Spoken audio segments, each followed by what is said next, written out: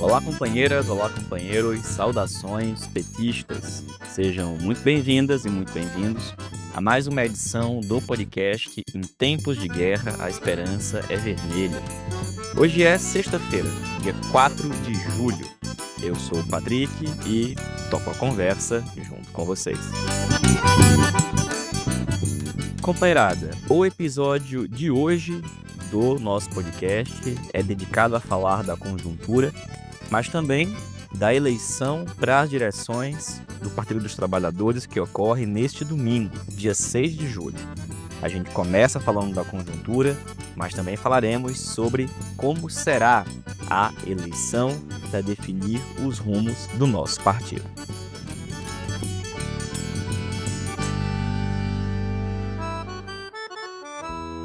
E a gente já começa a edição de hoje aqui do podcast falando que os últimos dias, as últimas semanas, têm confirmado e comprovado algo que há bastante tempo, aqui no podcast, mas também nas publicações que nós temos feito através do Página 13, o conjunto da opinião política expressa pela tendência petista articulação de esquerda, se confirma. É fundamental que, para que nós tenhamos êxito com o governo Lula e para que o PT seja e continue sendo uma alternativa para a maioria da classe trabalhadora, uma outra linha política precisa prevalecer. Essa linha política é a de enfrentamento à elite, ao agronegócio, aqueles que querem manter o Brasil como um paraíso da especulação financeira. E essas últimas semanas, isso tem, em alguma medida, ficado muito evidente com as batalhas travadas, seja no Congresso Nacional, seja no cotidiano. Primeiro, como nós falamos nas edições do podcast da semana passada e na anterior, com as derrotas que o nosso governo e que o povo sofreu no Congresso Nacional, inicialmente com a derrubada dos vetos do presidente Lula, aonde foi transferido para o povo, por exemplo, o aumento no preço da energia elétrica, e depois com a derrubada do decreto do IOF, com os funcionários da classe dominante no Congresso Nacional, defendendo que tem que haver uma mudança na política para garantir tudo como está, ou seja, que os ricos continuem lucrando. O fato é que, nesse momento, se evidencia que esse caminho defendido por Hugo Mota, defendido por Arthur Lira, por Davi Alcolumbre, pelo Centrão, pela extrema-direita, pela direita gourmet, é o caminho a ser enfrentado e derrotado. E quem pode fazer isso somos nós. É a esquerda, é particularmente o Partido dos Trabalhadores. O PT começou a divulgar uma série de peças nas redes sociais, na internet, utilizando inclusive ferramentas muito interessantes de inteligência artificial para defender a taxação dos super ricos. Essa semana, no 2 de julho, na Bahia, o presidente Lula levantou um cartaz aonde exatamente essa frase era dita: taxação dos super ricos já. É isso que precisa ser feito. É preciso avançar para que nós tenhamos no nosso país uma redução das desigualdades onde os ricos, os super ricos, paguem a conta.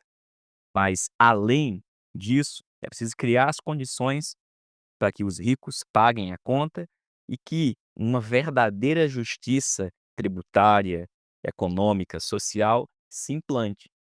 E, óbvio, vai haver resistência daqueles que trabalham para os super ricos, para aqueles que foram eleitos com o dinheiro dos super ricos e que estão hoje no Congresso Nacional.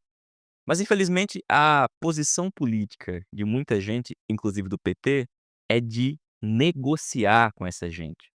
São pessoas que, infelizmente, acreditam que a coisa mais importante do mundo é aquilo que acontece no colégio de líderes da Câmara dos Deputados. Que o mais importante é conseguir fazer um mau acordo com Hugo Mota e Arthur Lira, do que fazer uma boa e necessária briga.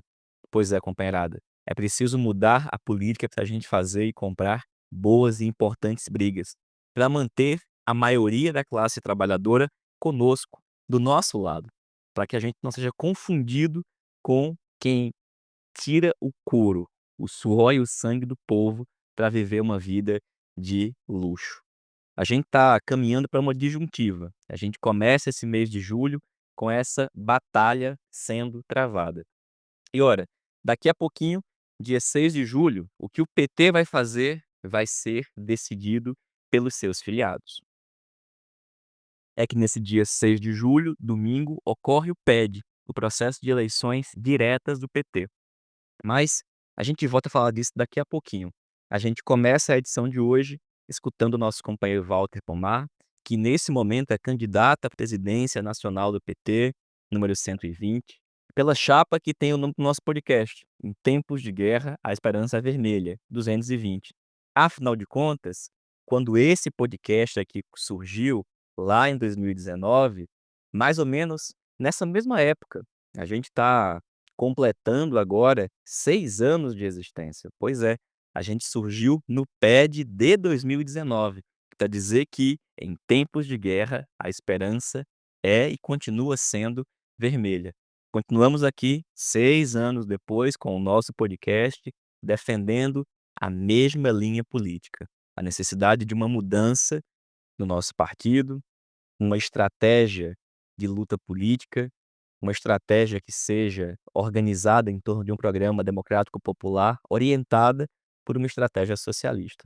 Para falar um pouquinho sobre como é que estão as coisas nesse momento, na conjuntura nacional, a gente escuta o companheiro Walter Pomar. Olá, Patrick. Olá, ouvintes do podcast, comandado pelo Patrick Campos Araújo. Pois é, Patrick, a eleição das direções partidárias, que vai acontecer no domingo, 6 de julho, ocorre numa conjuntura muito quente. Até mesmo os mais fanáticos defensores da chamada Frente Ampla contra o Fascismo já perceberam que o problema está muito mais embaixo. Claro que nós somos os primeiros a querer enfrentar e derrotar a extrema-direita. Vale lembrar que, do outro lado, na turma que diz que quer derrotar o fascismo, o fascismo, o fascismo, tem um bando de gente que vive fazendo aliança com o bolsonarista e passando o pano para a extrema-direita. Do lado de cá, não. A gente quer mesmo derrotar os caras. Só que não basta isso. É preciso também enfrentar e derrotar a direita neoliberal tradicional. Essa que segue controlando o Banco Central, que apesar de ter uma diretoria nomeada por nós, mantém uma das taxas de juros mais altas do mundo, e essa direita neoliberal tradicional que comanda o Congresso Nacional e que, pelas mãos do Hugo Mota, está tentando roubar do presidente Lula o direito de presidir o Brasil. O Brasil não é parlamentarista, nós somos presidencialistas. Não cabe ao legislativo interferir no nível que eles estão interferindo na condução do governo. Por isso, a verdade é que os fatos estão berrando. Tem que mudar a linha política do partido. Essa posição, mudar a linha política do partido, prevaleceu nos debates entre os candidatos à presidência nacional do PT. O chamado cavalo do comissário ficou isolado na defesa do status quo, ou seja, na defesa da linha de que nós temos que continuar perseverando na frente ampla contra o fascismo, né? Ele ficou isolado nessa posição.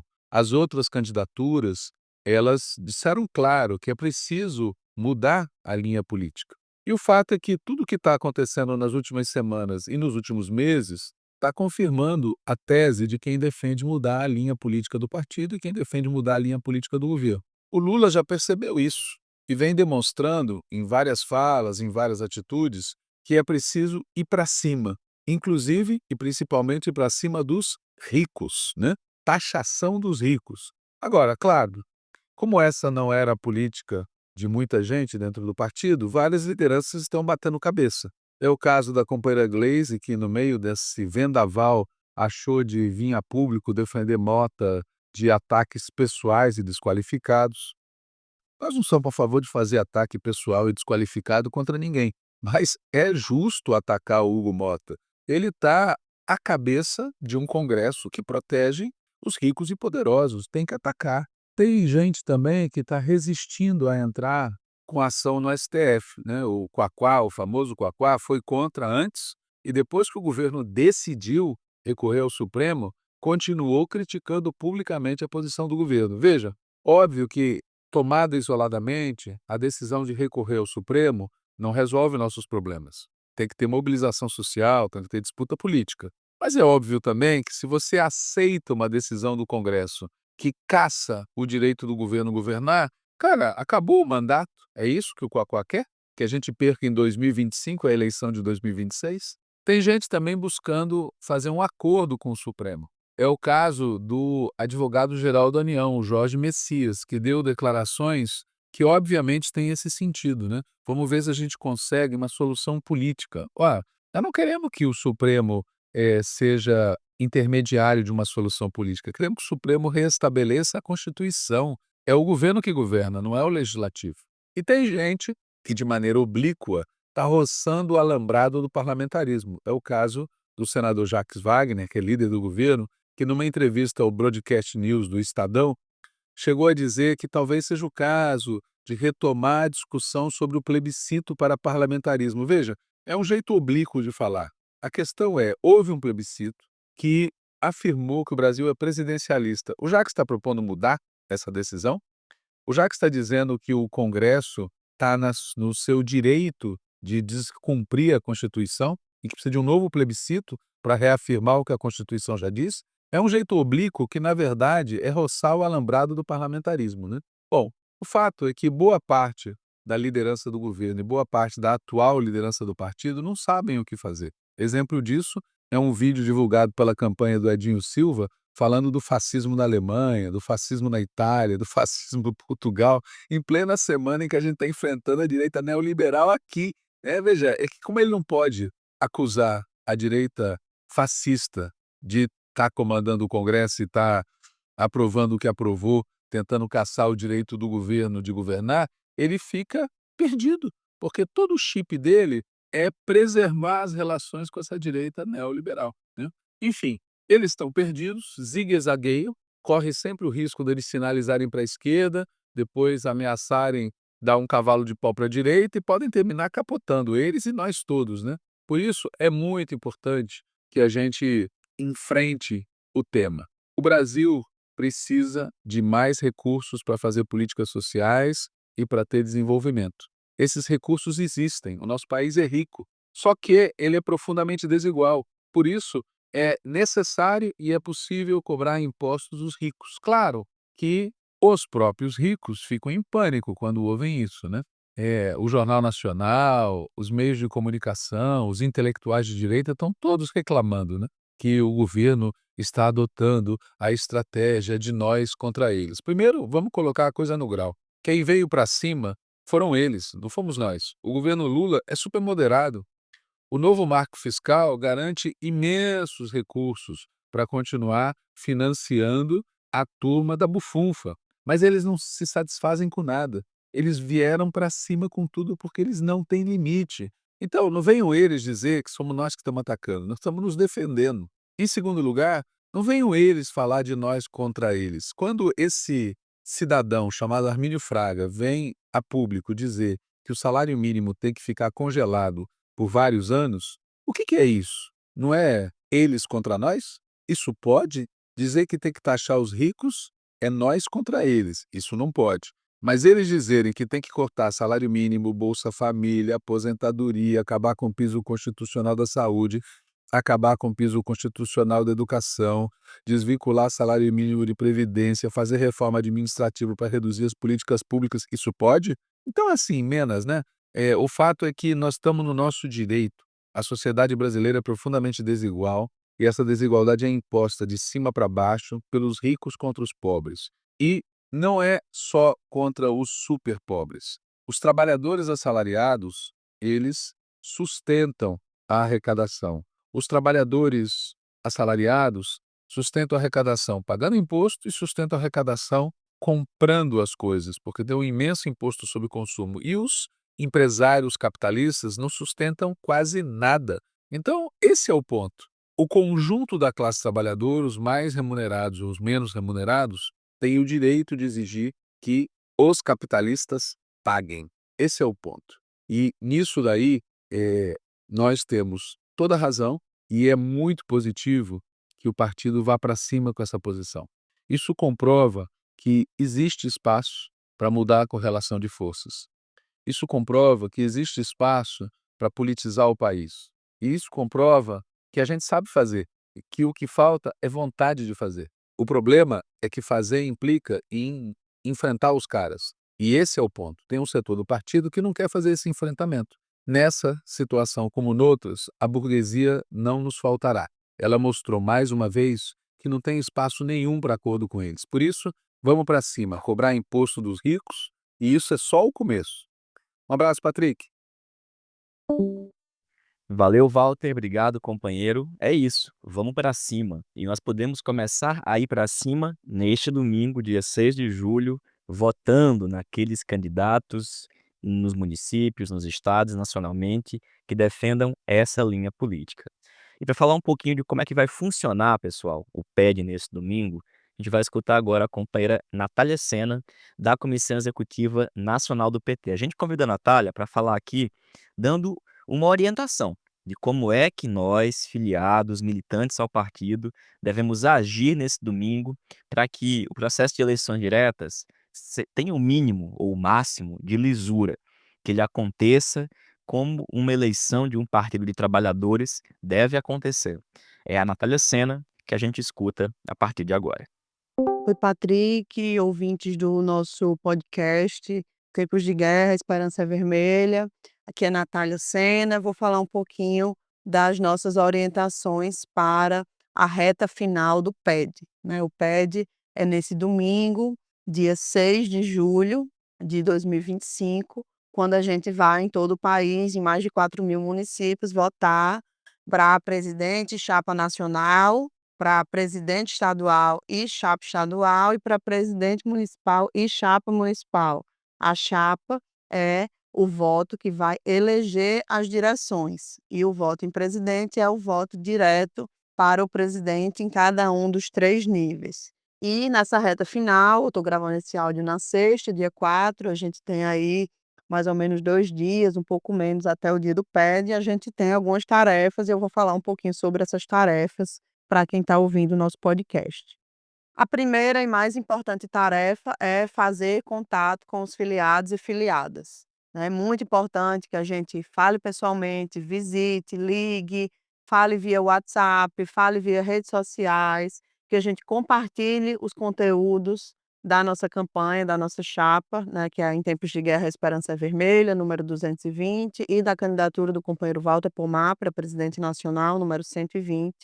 É importante que a gente compartilhe o material, divulgue no boca a boca entre os filiados, faça o contato direto, não só em grupos, mas também falar no privado, ir na nossa agenda, ver um por um quem a gente conhece, pegar as listas de filiados por cidade, na nossa cidade, e olhar, ver quem a gente conhece. Às vezes na lista a gente encontra alguém que a gente nem sabia que era filiado, mas a gente conhece. Enfim, falar com todo mundo até domingo. Pode fazer isso inclusive no dia da votação, domingo, seguir conversando com os filiados. É muito importante falar com as pessoas, pedir o voto, mandar o conteúdo e no dia, né, conferir se a pessoa foi mesmo votar. Então todo mundo que a gente listou, que a gente articulou o voto, né, é importante que no dia da eleição, um dia antes, a gente também ligue, mande mensagem, né, ofereça carona, enfim, toda a articulação militante para que a nossa chapa, né, tenha os votos que a gente está conquistando. Em segundo lugar, é muito importante a gente organizar o dia da eleição. Então, a militância tem que estar presente nos locais de votação, né? Tem que fazer o que eu já disse, que é contato com os filiados no próprio dia da eleição e presente no local de votação com condições de orientar quem chega para votar, né? Então, com o panfletinho indicando qual é os votos que a gente está defendendo, né? Conversando com as pessoas para conquistar o voto ali durante o dia da votação, isso é permitido, né, é permitido fazer, esse tipo de abordagem também no dia e, além disso, organizar a fiscalização e a apuração, né, a fiscalização no dia para que ocorra tudo de forma regular, então, conferir se não está tendo nenhum tipo de fraude, nenhum tipo de irregularidade, né, seja na votação, seja na apuração, e também, né, os militantes que vão estar designados com essa tarefa e quem mais puder realizar essa tarefa que se disponibilize, que é participar da apuração, né, então fiscalizar a apuração, fiscalizar a votação é muito importante. Durante o dia, no domingo, no dia 6, tanto eu como o Patrick vamos estar de plantão o tempo inteiro, né, para tirar dúvidas, para tentar ajudar com problemas que apareçam durante a votação, para orientar. Então, né, todo mundo que, tiver passando por algum tipo de situação que não saiba como resolver no dia da votação, pode nos contactar para tentar ajudar. Além disso, no site do PED, que é o ped2025.pt.org.br, tem lá como consultar os locais de votação. Então tem uma parte lá que chama consulta, que você escolhe lá o seu estado, o seu município e digita o nome. E aí, a partir disso, consulta os locais de votação. Quem está nas comissões organizadoras estaduais, municipais, né, sabe que foi um pouco difícil, um pouco caótico a questão das listas finais, né, de aptos e também das cédulas. Mas a essa altura, na sexta-feira, dia 4, eu imagino que boa parte dos problemas já estejam resolvidos em relação a erros nas listas e também nas cédulas. O que não tiver resolvido, a gente está à disposição para tentar ajudar a resolver junto à SORG nacional. Por fim, né, sobre a totalização do resultado, né. Como eu disse, é importante fiscalizar no dia, é importante, denunciar eventuais irregularidades, é importante acompanhar a apuração e, após a apuração, vem a totalização, que é a contabilização do resultado final, né. Isso vai se dar da seguinte forma: a resolução prevê que, encerrada a votação às 17 horas, a apuração tem que acontecer imediatamente. Então, as comissões organizadoras municipais fecha o local de votação e já faz a apuração, né. Todas as SORGs municipais, estaduais estão recebendo os modelos de ata para preencher, e isso deve ser feito no próprio domingo à noite, para ser feito, enfim, imediatamente após o fim da votação. As comissões municipais têm até 14h do dia seguinte, ou seja, do dia 7, para enviar de forma digital esses resultados para a comissão organizadora municipal. Então, tira uma foto, escaneia, manda por e-mail, manda para o WhatsApp do dirigente responsável no estado, né, coloca no CISPED. Tudo isso tem como ser feito nesse prazo de até as 14 horas do dia 7. Encerrado esse prazo, tem um segundo prazo, que é o das comissões organizadoras estaduais enviarem as atas estaduais, né, a contabilização do estado para a nacional. Então esse prazo é até as 18 horas do próprio dia 7, devem chegar todas as atas de cada estado com a contabilização dos votos. Então vai ter que ser algo rápido, porém é importante lembrar que tudo isso sem prejuízo de eventuais recursos que possam ser interpostos. Então, havendo irregularidade, havendo indício de fraudes em qualquer local de votação, em relação a qualquer município, né, os recursos podem ser apresentados e serão julgados após esse prazo, e isso pode alterar a totalização que vai ser divulgada na segunda-feira. É isso, essas são as nossas orientações de reta final, né, não, como eu disse já, a gente vai passar o dia da eleição, é o dia seguinte, mas também o dia anterior, no sábado, num plantão permanente, né, para tirar dúvidas e para orientar o que mais houver de problemas e de dúvidas sobre o processo de votação. E o fundamental é pedir voto, né, pedir voto, entrar em contato com todo mundo que a gente conseguir, olhar as listas de filiados, de filiadas, olhar os nossos contatos, quem a gente conhece, os grupos, os WhatsApp, as redes sociais, e também o contato pessoal, que ainda tiver de reunião acontecendo, online, virtual e também presencial, e fazer contato pessoal, enfim, visitar quem a gente conhece, é o fundamental para essa reta final. Garantir que as pessoas vão, de fato, no dia comparecer para votar, e para votar, Walter Pomar 120 e Em Tempos de Guerra, Esperança Vermelha, número 220. Valeu, Natália. Obrigado, companheira. E pessoal, essa foi mais uma edição do nosso podcast Em Tempos de Guerra, a Esperança é Vermelha. A gente encerra a edição de hoje mais uma vez reforçando: o nosso podcast surgiu há 6 anos, em 2019, durante o PED, como um instrumento a serviço da nossa campanha para eleição interna do partido. E segue até hoje, vai continuar. E a gente pede que você que nos acompanha, que nos escuta, nesse domingo, encontre o local de votação e vote na chapa 220. Ajude aqueles e aquelas companheiras e companheiros que defendem a nossa linha política a formar uma nova maioria na direção nacional do nosso partido, nos estados e na maioria das cidades do nosso país. Espero que a gente se reencontre no domingo, na verdade, e na próxima sexta-feira a gente volta aqui falando como é que foi o PED e acompanha também a gente no nosso outro programa, no Antivírus, que essa semana vai ter muita coisa para falar. Saudações petistas, Walter Pomar, presidente nacional do PT, 120, e chapa nacional 220, em tempos de guerra, a Esperança Vermelha.